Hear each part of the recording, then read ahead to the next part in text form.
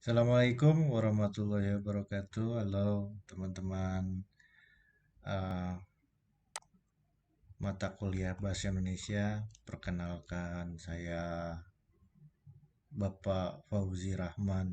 Panggil saja Pak Fauzi.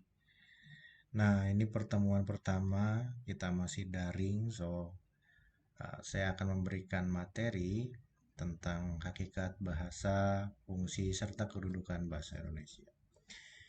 Jadi di pertemuan ini, tuh, rambutnya berantakan. Di pertemuan ini saya akan memberikan sedikit materi pengantar. Nanti teman-teman silahkan belajar sendiri.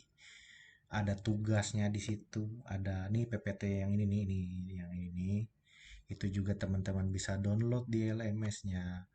Dan nanti juga ada kuis di situ. Nah, di pertemuan pertama nanti teman-teman mengerjakan kuisnya. Jangan lupa dikerjakan batasnya sampai tengah malam nanti itu sudah tidak bisa dikerjakan lagi.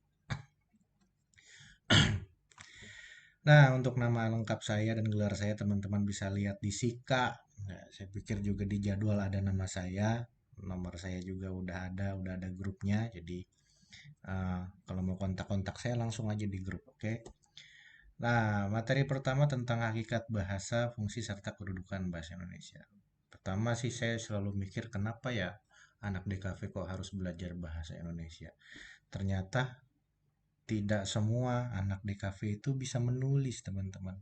Karena kemampuan menulis itu adalah kemampuan yang sangat fundamental untuk seluruh mahasiswa yang ada di Indonesia. Karena kemampuan menulis itulah yang nanti jadi modal mereka untuk bisa bertahan dari serangan-serangan tugas tuh. Kan satu mata kuliah ada tugas tuh banyak. Pokoknya semester satu tugas, semester 2 tugas terus sampai nanti kalian mengerjakan program tugas akhir atau skripsi pun juga tugasnya berbentuk tulisan. Sehingga itulah pentingnya diberikan mata kuliah bahasa Indonesia, nanti ada penulisan ilmiah, nanti ada menulis kreatif nanti. Nah, tapi kita belum masuk ke situ dulu teman-teman. Jadi di materi-materi awal saya akan memberikan dulu apa sih bahasa itu, fungsinya apa, hakikat bahasa itu apa, dan nanti ada pretest, jangan lupa ya pretestnya dikerjakan tentang sejauh mana teman-teman mampu memahami konsep berbahasa Indonesia yang baik gitu. Oke, kita lanjut ya. Ini enak kuliah begini ya, nggak ribet gitu ya, nggak harus di kelas gitu. Jadi saya bisa ngobrol sambil apa di rumah sambil ngopi. Nah, kita lanjut ke hakikat bahasa. Hakikat bahasa. Hakikat itu berarti konsep secara keseluruhan.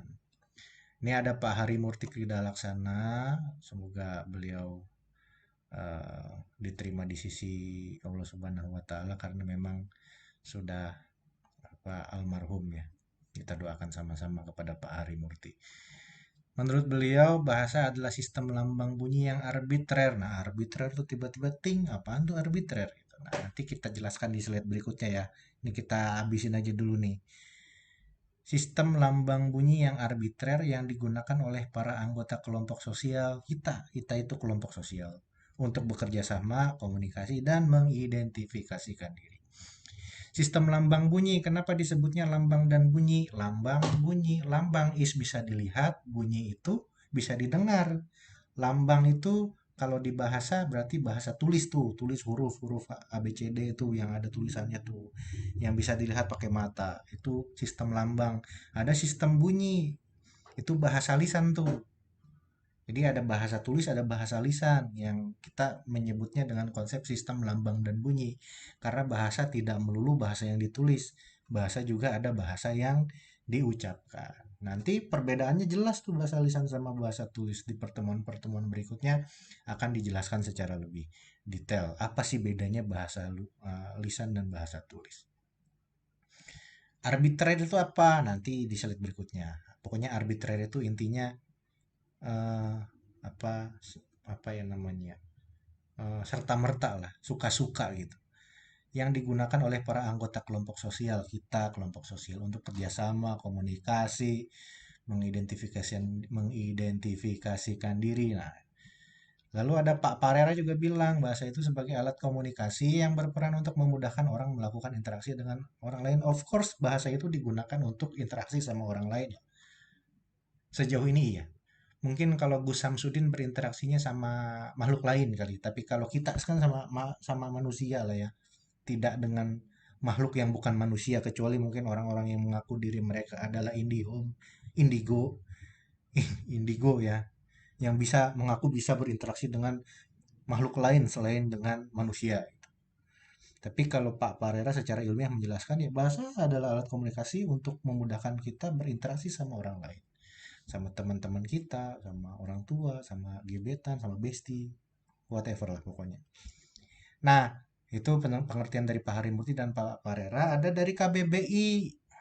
Sama nih KBBI sama Pak Harimurti ini bilangnya sistem lambang bunyi yang arbitrer digunakan untuk bekerja sama interaksi. Jadi Pak Harimurti sama KBBI itu agak-agak sama lah. Padahal antara UI sama Badan Bahasa itu agak-agak selek gitu dikit lah. Tapi ini tumben kompak gitu ya.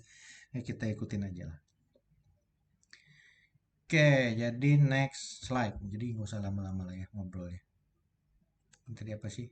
Nah ini. Nah tadi ada dibilang arbitrer.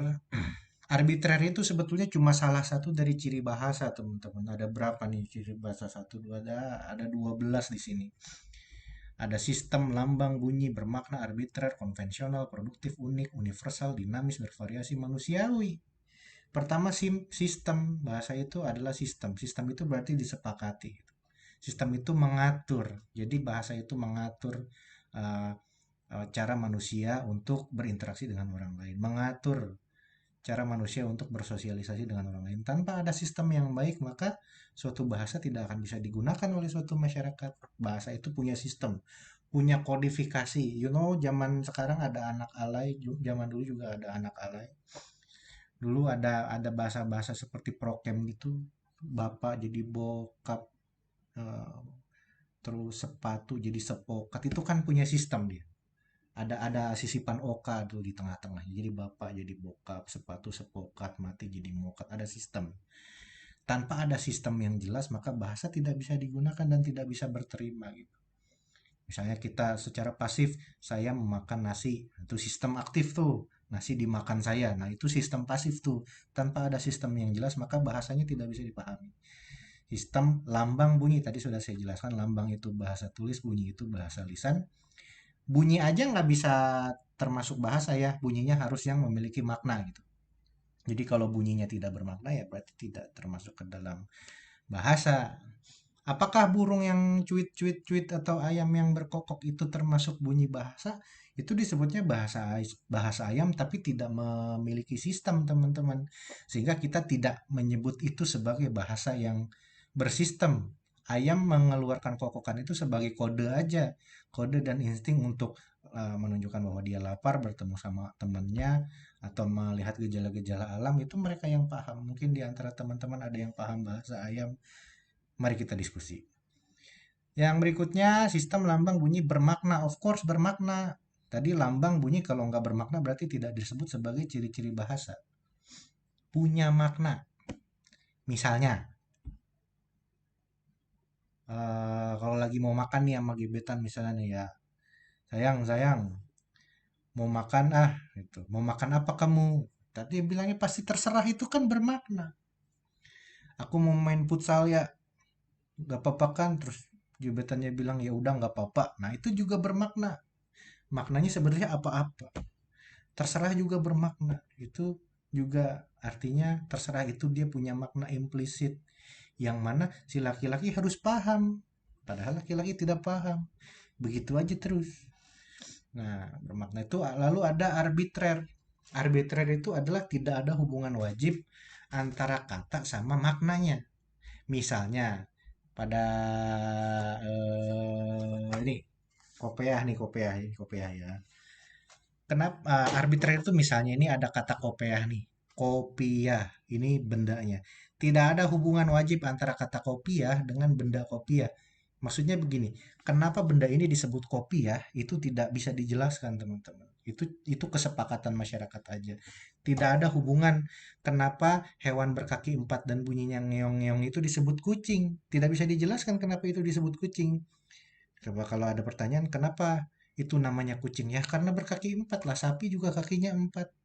Karena bentuknya kecil, ya anak kambing juga kecil gitu. Jadi arbitrer itu tidak ada hubungan wajib antara eh, apa namanya antara suatu istilah dengan objeknya. Misalnya ada meja nih, kenapa itu disebut meja? Nggak bisa dijelaskan. Pokoknya orang-orang sepakat aja bahwa itu adalah meja. Balik lagi ke sistem tadi gitu. Nah, ketika sepakat ya udah itu meja. Oh ini pulpen, ya udah itu pulpen. Tapi sepakatnya di bahasa kita aja. Orang Inggris tidak sepakat meja itu berbentuk seperti itu. Jadi orang Inggris sepakatnya itu apa meja table. Jadi orang Inggris sepakatnya table, secara arbitrer mereka menyepakati itu, kita sepakatnya meja, secara arbitrer kita menyepakati itu. Arbitrer itu berkaitan juga dengan konvensional.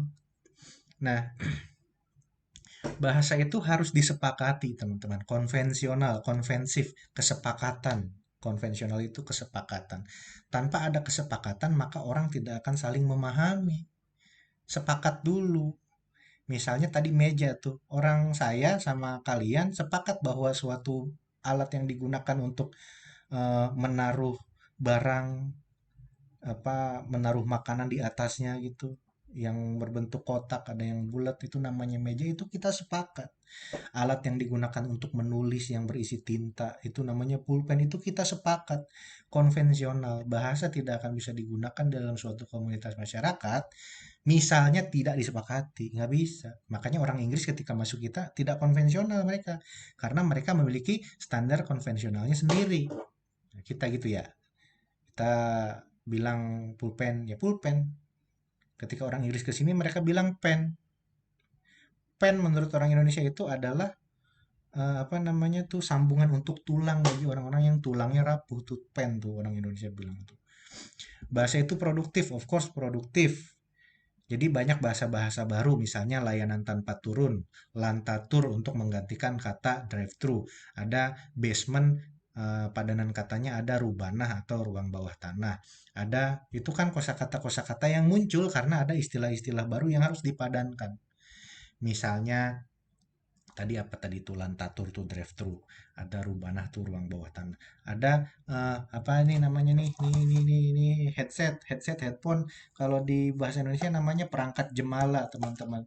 Jadi bahasa itu produktif, tergantung ada objek baru apa itu kan harus dikasih nama gitu, dan bahasa tidak diam di situ, pasti bergerak, pasti produktif seiring dengan perkembangan zaman. Itu unik tuh, bahasa itu sangat unik. Jadi banyak kodifikasi-kodifikasi, kita punya aturan. Tapi aturannya itu dilanggar sendiri sama sama aturannya, misalnya. Misalnya nih, misalnya.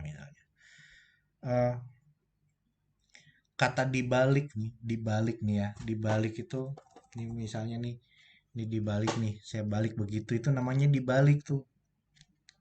Tapi kata di sama kata baliknya disambung tuh karena menunjuk kata kerja dibalik nih. Handphone ini dibalik. Tapi kalau ini posisi tangan saya nih, ini posisi tangan, ini posisi handphone. Handphone ini dibalik tangan saya. Sama kan katanya dibalik juga. Tapi dibalik yang pertama tadi maksudnya dibaliknya digabung. Kalau dibalik di sini menunjukkan tempat, artinya dibaliknya di sama kata baliknya dipisah. Itu bahasa itu unik. Kayak misalnya kata pernah dengar kan istilah KTPS, kalau me ketemu KTPS itu luluh. Tapi kalau me-nya ketemu KTPS yang setelah kata KTPS-nya itu huruf konsonan, maka tidak luluh. Misalnya transfer, huruf T ketemu R tuh transfer. Ketemu me, tidak mentransfer, tapi tetap mentransfer. Gitu. Tapi kalau tutup, ketemu me, menutup T-nya hilang tuh. Tutup ketemu me, menutup. T-nya hilang, bukan jadi mentutup. Tapi kalau kata transfer, karena setelah kata T ada huruf R, huruf mati, maka mentransfer, tidak menjadi mentransfer. Lalu bahasa itu universal. Ya, tentu saja bahasa itu digunakan oleh seluruh umat manusia yang ada di dunia ini. Bahasa itu dinamis mengikuti perkembangan zaman. Jadi tidak tidak tidak statis ya. Bahasa itu sangat fleksibel. Misalnya kata kondangan nih. Kondangan kan asal asal katanya dari undangan. Undangan mendapatkan awalan keundangan. Keundangan karena sering diucapkan, keundangan jadi kondangan kondangan. Akhirnya kata kondangan itulah masuk KBBI. Tadinya KBBI itu nggak mau masukin kata kondangan karena terlalu populis ya, terlalu populer. Tapi karena sering sekali, karena lazim digunakan, maka kata kondangan itu masuk ke dalam KBBI. Kata jomblo aja masuk ke KBBI. JOMLO tanpa B ya, jomblo. Bahasa itu bervariasi, of course bahasa itu manusiawi ya. Kayak teman-teman masih ada nggak sih? Ah, ini mah penjelasan yang tadi. Ini ada fungsi bahasa nih. Kita lanjut fungsi bahasa. Ini tadi penjelasannya sudah saya uraikan. Ada fungsi komunikasi, adaptasi, kontrol sosial, memahami ekspresi, memahami orang lain, mengamati lingkungan sekitar, logis, membangun kecerdasan, membangun karakter, menciptakan kreativitas baru, membangun profesi. Ini teman-teman bisa pelajari sendiri dan bisa baca sendiri. Nah, nanti ada kuis. Oke, teman-teman, segitu saja. Cukup 15 menit video pengantar dari saya. Nanti teman-teman silakan download materi ini. Nih, download ini. Ini nanti di-download dan dipelajari. Jaga ditonton video ini. Kalau misalnya masih bingung bisa diulang. Itulah enaknya. Tapi kalau kita di kelas kan saya nggak bisa ngulang. Capek kalau ngulang. Nah, kalau video kan bisa diulang. Kamu tinggal tarik aja lagi tuh. Tarik. Balikin lagi. Tonton lagi dari awal. Tapi kalau merasa membosankan mendengarkan suara saya dan melihat wajah saya, langsung download aja. Langsung download aja materi ini. Langsung belajar sendiri secara mandiri. Dan dikerjakan kuisnya. Terima kasih. Selamat bekerja. Assalamualaikum warahmatullahi wabarakatuh.